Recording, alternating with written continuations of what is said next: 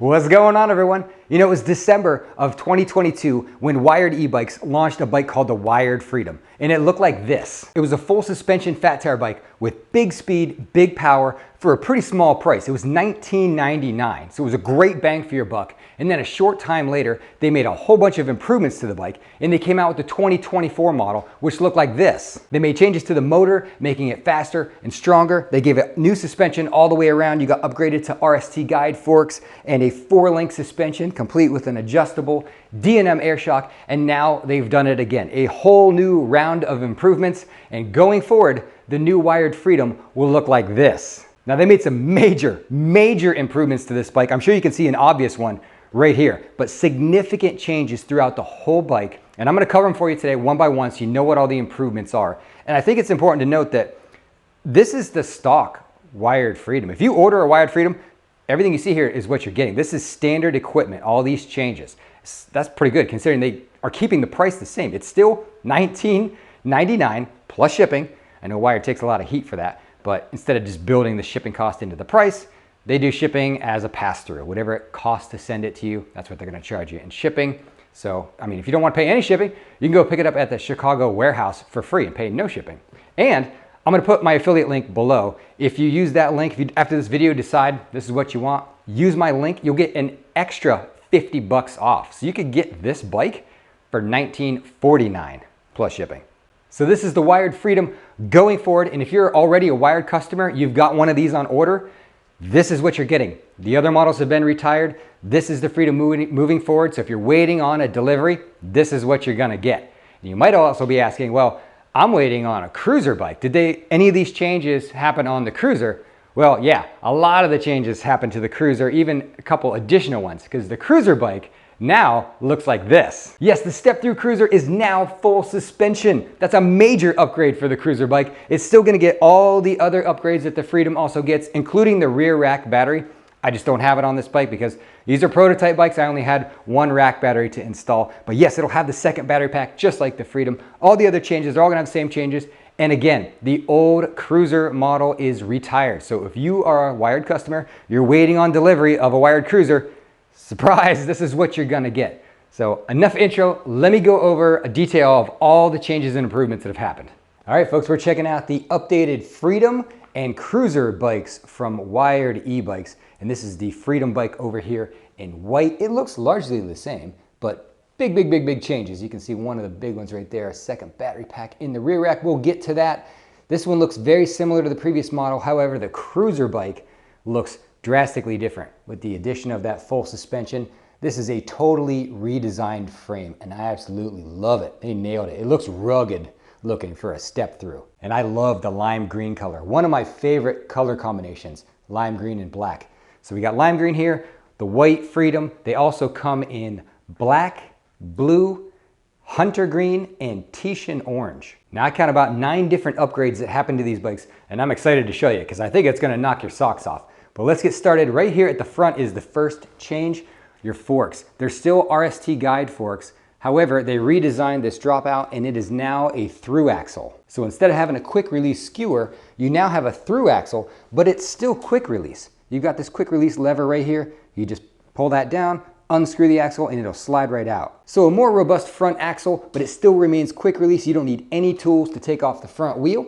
The next change was the fenders. The previous model had gone to a short front fender, but based on customer feedback, it seems like everyone liked the longer fenders. So we're back to long fenders on the bikes that they attach right here on the forks, and they are metal, not plastic. So each bike receives the wraparound longer fenders. The tires remain the same. They're gonna be the Kenda Crusade tires. Headlight remains the same. The next big change that comes up at the front is the braking system. You now have Gemma brakes instead of the Tektro HD 350, whatever they were called, that's on like every bike. We now have the Gemma brakes, and they are 4 piston caliper brakes with 203 rotors up front and also 203 rotors in the back. So it's 203 millimeter rotors all the way around.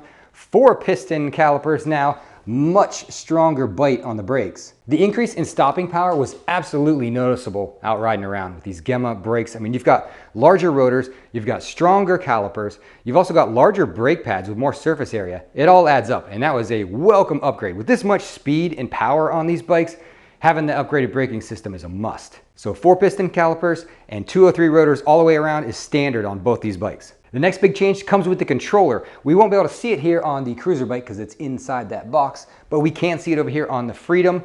It is now mounted to this metal plate on the frame instead of being in that big plastic box. I think this looks a lot nicer.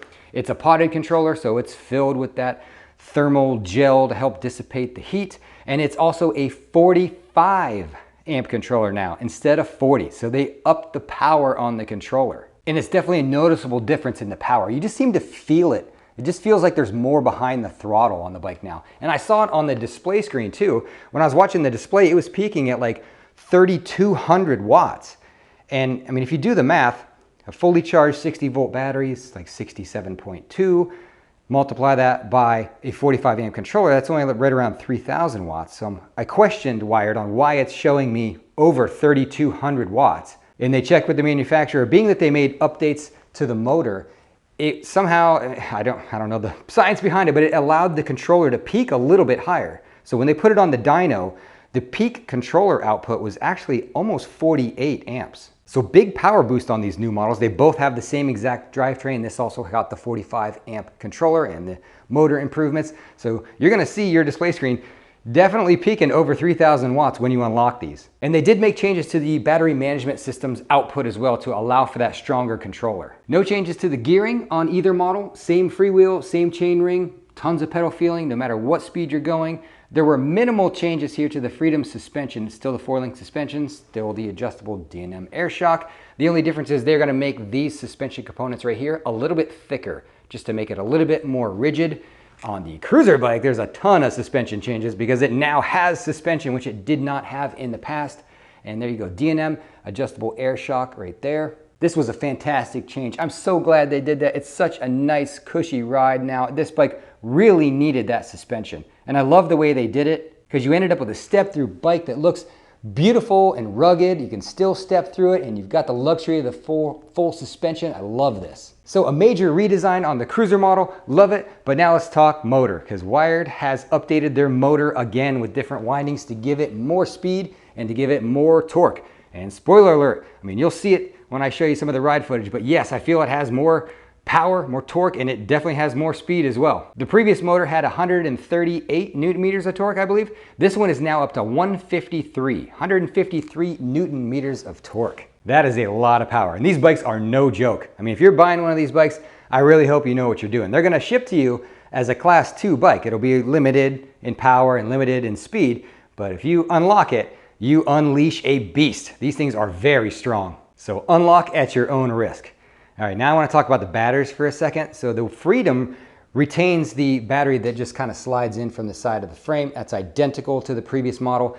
The Cruiser gets a different style of battery. It goes inside, it's integrated into the frame here and slides in the front. So the batteries between these two models are not interchangeable. This is kind of a just brand new battery design for Wired in general. None of the old batteries are going to fit in this Cruiser model. But it is the same size. It's 60 volt, 20 amp hour battery pack inside the frame. Just goes in a different way. But the biggest change with respect to battery is the addition of a second battery pack. I'm going to pull this up a little bit. I want to get it into the light nice so you can see what's happening here because this is a major upgrade. They're adding a second battery pack to the bike. It's the same price for the bike. This is not an upcharge at all. This is a standard equipment on the Wired bikes now. Both will have it. The Freedom will have this second battery pack. The Cruiser will also have it too. I just don't, these are prototypes. I only had one to put on, but this will have the same setup with the rear rack battery. It is a 60 volt, 15 amp hour battery pack. So you'll have a total of 2,100 watt hours of power. That is insane. Let me put this into perspective because I look at a lot of bikes, as you can tell. A typical fat tire e-bike will give you like a 48 volt, 20 amp hour battery pack, which is like 960 watt hours. This bike Both of these are now going to be 2100 watt hours. That is a lot. But also too, when you have this much power, you're going to be chewing through battery a lot faster. But still, I think you're definitely going to get a lot more range having a whole extra 900 watt hours of battery in the rear rack. Now, I mentioned a couple times that these are prototype bikes, and I want to point out that there's an important change that's happening here with the rear rack battery, and that is, you can see it's pretty tall right now, right? You got to lift your leg pretty high to get over this. This is all going to be shrunk down. So what they're going to do is they're making adjustments right now to lower this rack down closer to the fender, and then they've already designed a different battery pack to slide in here, which is thinner. I'll show you that in a second. So it'll be closer down here to the fender. It'll be a thinner battery pack, and this top bar also moved down. So when the finished product models ship out, they're not going to look like this. It's all going to be shrunk down. They're telling me that it's going to be about 3 inches lower, which is huge. I think that's going to look a lot sleeker. I'm happy they're making that change. I don't have it's in production now, so I don't have one to show you. I do have a battery pack to show you though. This is a mock-up of what the new battery pack is going to look like. This is empty. This is just the case. They sent me this just so I can show you how thin it's going to get. I'm going to pull that battery out of the rack so you can see these side by side, but you can see the battery is going to be a lot thinner. So this is the difference. Here's the battery I just pulled out of that rear rack. That's how thick it is. Here is the battery you're actually going to get. That's how much thinner it's going to be. So that's going to shrink down that rack a lot. And if I slide this in here, you maybe get a better feel for how much thinner it's going to be. I mean, look at all the extra space in there now. And it'll of course have the same style of docking station for it to slide into, but this whole rack's going to get squished down. So second battery pack, I mean, that's just such a huge upgrade because this thing is probably like a $700 battery pack. I'm not quite sure how they're keeping the price the same by adding so much battery capacity to both of these. Now there is one other small change that's happening here at the back, and that is they made the rear axle longer. There was some complaints from customers saying there wasn't enough threads here to get a trailer onto the rear axle. Now you can see it sticks out a good probably ½ inch of extra thread there. Should be able to get a trailer hitch attachment onto the rear axle. Both Cruiser and Freedom have this longer axle, so you're good to go on either bike. And some of the final changes are with respect to the display screen. So let me get one of these bikes turned around so we can get a good look at the display. Now as I slide this battery pack back in here, I should mention that the bikes will arrive already pre-assembled and wired and all ready to go. You'll just slide the battery in like this and you're good to go. The battery balancer is down near the bottom bracket, tucked up inside the frame. Everything's wired, you're all set. We got some changes and improvements up here at the display. First off, it's just a more modern, sleeker looking display. It's a lot thinner than that old LCD 8H display. I like the looks of this one a lot better. The graphics look so much better on it. There's changes to the button cluster. You got 4 buttons, plus and minus, a set button, and a power button. That's what that looks like. Well, let's get this thing turned on so you can see the new graphics. So we hold power. Here we go. It's just a lot cleaner and crisper looking. It looks identical. I mean, it's the same information, same setup. It just looks a lot better. So much better graphics. There's no USB port on this display anymore. The USB port's actually over here on the bottom underneath side of the button cluster. So if you're looking for that, that's where it is. But perhaps the biggest change is the programming. So if I hold the set key, it'll take us into the programming, and you can see it's just plain English menus you can toggle through, which is so much better than the old style where you had to remember, you know, P3 and C14 and C5 and what to change to what number. This is so much easier to read, right? So general settings, let's go in there. First one's your speed units. Keep going down, temperature units, your sleep timer, the power display. Let's go in there. So this is if you want to read your battery in percentage or voltage. I'll just leave it percentage. The cruise function, if you want have cruise enabled or not. The motor temperature reading, and then the return just takes you back out of that menu. If we go to the advanced set, let's go into advanced settings here. So the first one is class 2. This is an important one because the bike's going to ship to you as class 2. And if you go in there, it just says class 2, yes or no. It's going to come setting yes. And that means the bike's locked down. It's going to go 20 miles an hour. The power's locked down. When you want to unlock the bike, you come in here and you pick class 2 no. And now the bike is just totally wide open. There's no like fine-tune adjustment to the power. It's just either locked down at class 2 or it's wide open for off-road use only. So naturally I've got it set at no because I don't want any restrictions on it. I wanted to show you the full capabilities of this thing, but that's a lot easier than remember to go in and change the speed limits and change the C5 settings and all that jazz, right? You just come here, you pick, I want to be off-road. I'll pick no, and now this bike's wide open. You can change speed limits and all that stuff. So let's select class 2. No, we don't want to be class 2. Speed limit, if I go down here and go into speed limit, you can see I set it to 99 kilometers an hour. Obviously it's not going to do that, but it just says no limit, go as fast as you can. If you've got the class 2 setting to Y or yes, this is going to be locked down. You won't be able to change your speed limit. So we'll leave it at 99. Wheel size, you got your light mode. Let's go into light mode because you can pick normal or flicker, which means the lights are going to flash. If you pick flicker, normal just means they're steady on. I like it on normal. Speed magnets, probably don't need to mess with that. Throttle follow. What this one means is, do you want your throttle to be controlled by your pedal assist? Meaning, when you're in pedal assist 1, you only get so much throttle. I always pick no because I want full throttle available to me no matter what pedal assist I'm in. So you can see how these menus are so much easier to get through, and you know exactly what you're changing without having to watch a video over and over. Start strength, right? 0 is the strongest off the line. It goes up to 3. 3 is the slowest, gradual pull off the line. I'll leave mine on 0. What else is in here? The assist PWM, that is like your pedal assist. Let's go in there. You can see, you can set your pedal assist to all these different percentages. It kind of defaults into this percentage, but you can go in here and you can adjust these. And I should note that right now, this pedal assist system is speed-based. It is not power-based. I think Wired's looking into changing that in the future if they can. So these are, when you adjust these percentages, you're going to be adjusting the speeds where the pedal assist tops out. Right now, I think pedal assist 1, it goes like 8 or 10 miles an hour.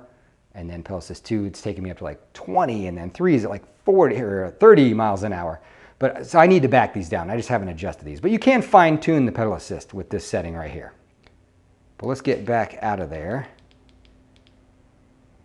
Okay, and I'm going to go down. That was the last one. So return. It's going to select that, get back out. The screen brightness, these are all just really easy. I'm not going to go through all of it, but that's the main takeaway here is the display programming is so much nicer and easy to manage. So those are all the changes and improvements. Now I think it's time we get a little taste of what these bikes are capable of performance-wise.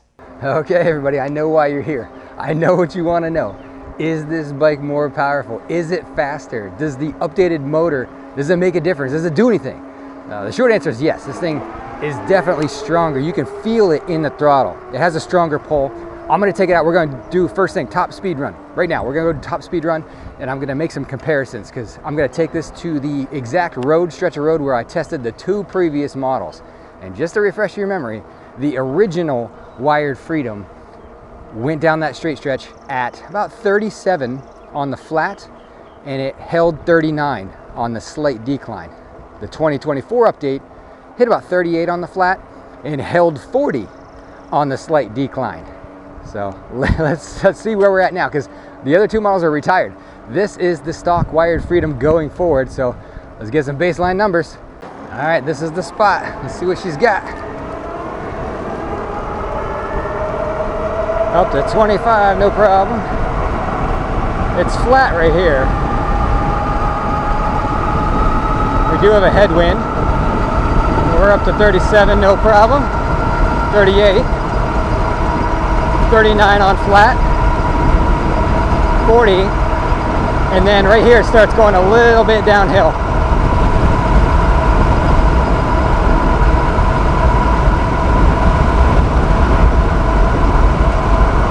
$41, 42-ish.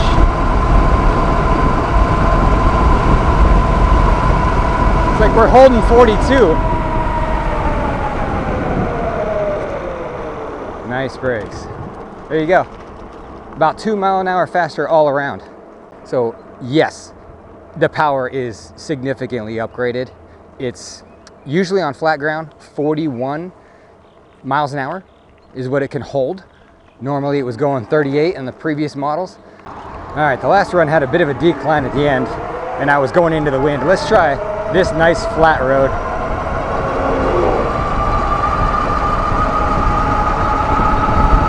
Give you a true level ground speed run.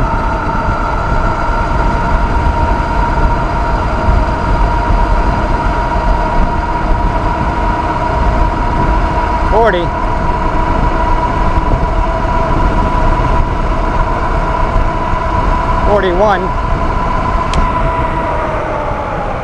You can do 41 on level ground. You got a nice long running room.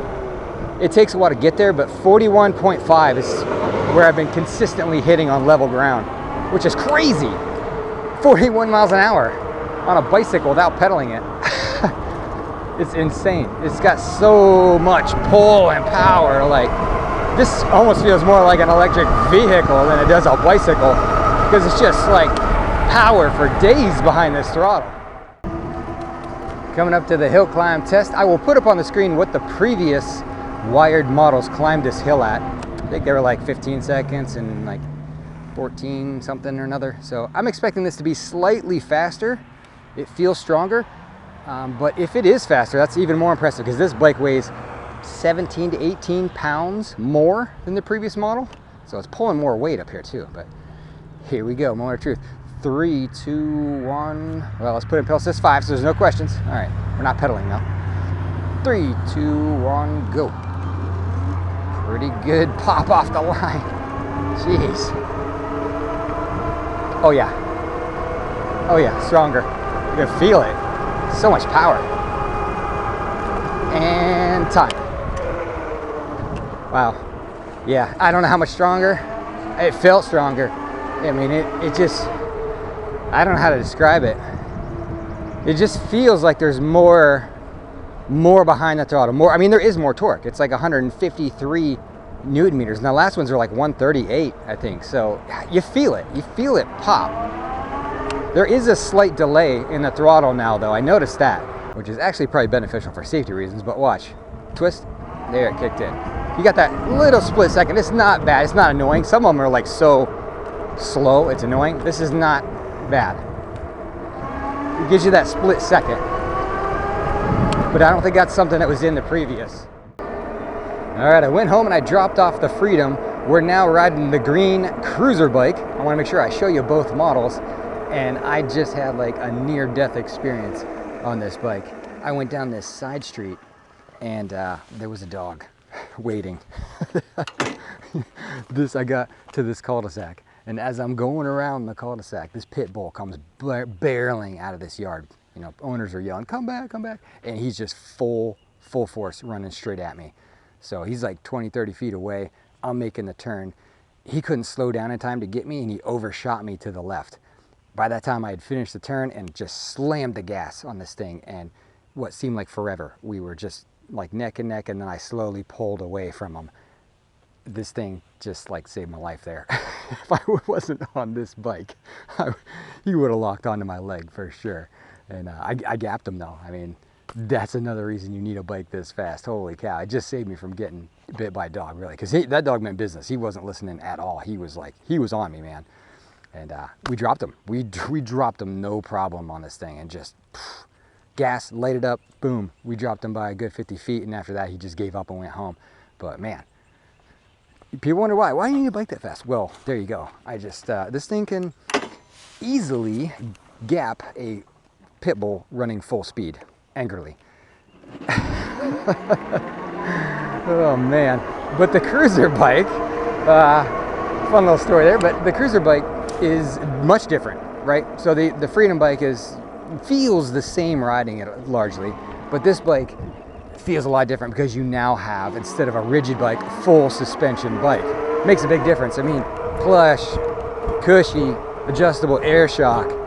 So that's really nice. This is a drastic upgrade to the cruiser, being full suspension. I love this bike. This is great. You know, the old cruiser was nice, but you know, a lot of people went to the Freedom just because they wanted the full suspension. Now you don't have to sacrifice that and get the step through. Honestly, I gotta say, I kind of like the step through better. I just like the ease of it. Maybe it's the green paint too. The green just pops. I love this lime green and black. It's such a good color combo. But it's got the same powertrain, you know, still 60-volt battery. It's gonna have the dual batteries, one in the rack, one in the frame, same battery capacity, same controller. It's got the same power as the Freedom. It's just, and now same full suspension. Now it's just, you know, it's a step-through version of the Freedom essentially. So I like this one a lot. This might be my pick over the Freedom, but you know, it's up to you. This cruiser bike's got all the same upgrades, you know, through axle and the display screen and the motor power and the controller, all that stuff, just the same as the Freedom. The only difference really between the two is this is a step through and the other one's not. Everything else is gonna be pretty much identical. Let's test out the speed a little bit here.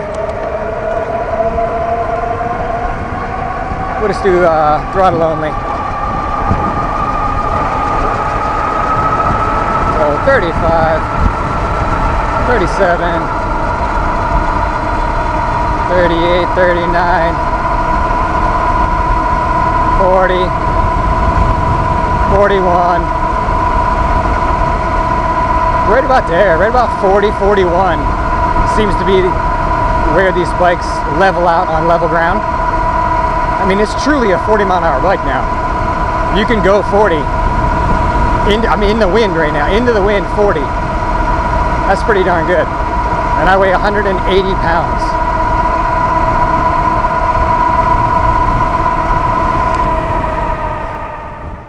But changing this cruiser bike over to full suspension is a major, major update for the cruiser bike. Because now you can do this, you can hit a little bit rougher terrain, and it's nice and smooth.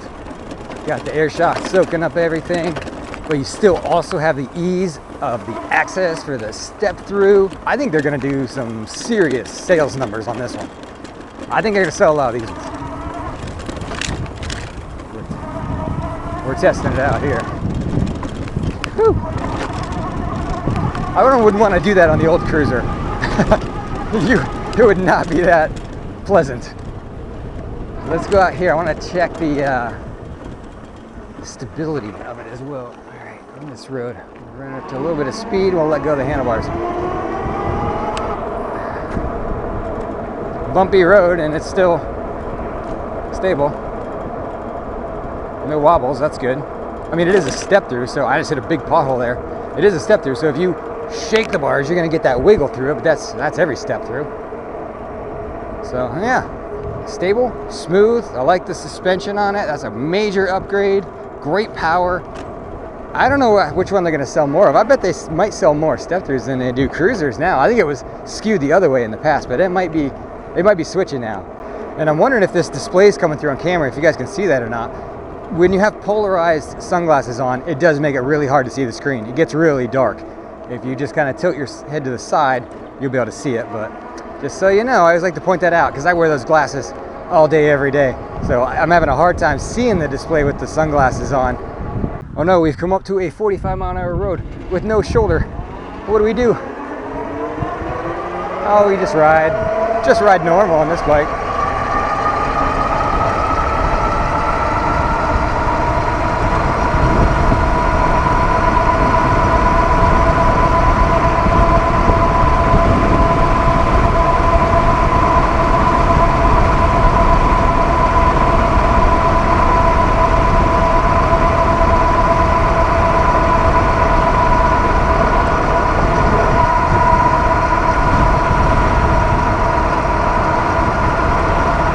Crazy.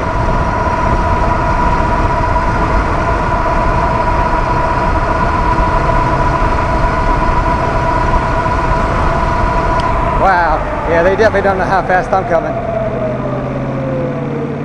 Good brakes though. I barely pulled those brakes. They're so strong. Really like the brake upgrade. And I love the pit bull avoidance system. That was key. All right, we got to go home and see what the wife thinks of this bike and if she can ride it or not.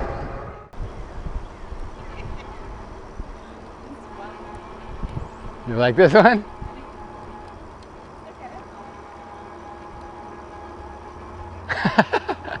You got a big smile, so.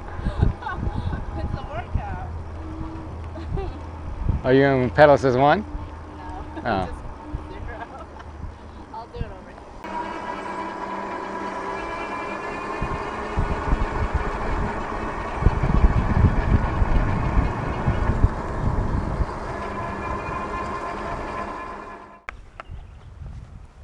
Are you ready? Are you ready? Yeah.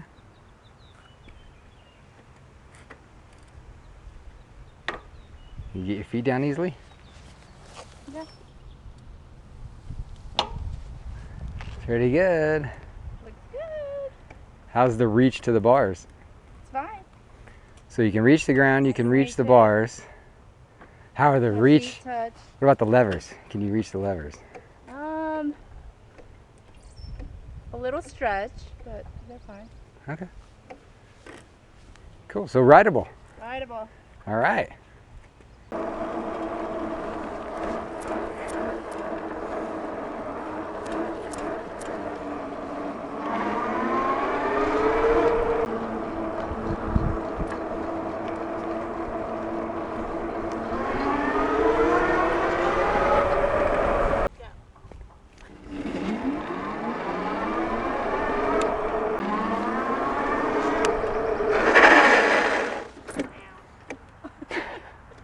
All right, folks, well, hopefully that footage gave you a better feeling for what the unrestricted performance is like on these updated Wired bikes. And I know Wired's anxious to hear what you think of all these improvements, so leave them a comment below so they know if they're on the right track with all these updates. I mean, for 2,000 bucks plus shipping, these are really packed with a lot of strong features. I mean, the previous model was wildly successful. I mean, so much so that I've seen multiple companies just basically create a carbon copy of that bike and start selling it, which is great.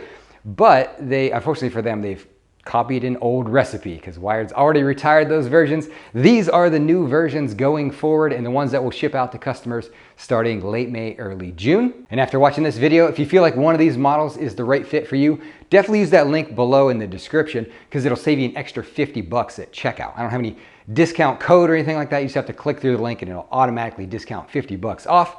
And as always, I hope you found this video helpful. If I missed something, put it in the comments. Put your question there. I'll do my best to answer if I can. I hope you found it helpful, informative, at least enjoyable to watch. If you did, consider hitting subscribe. Coming back for more. Thanks for watching.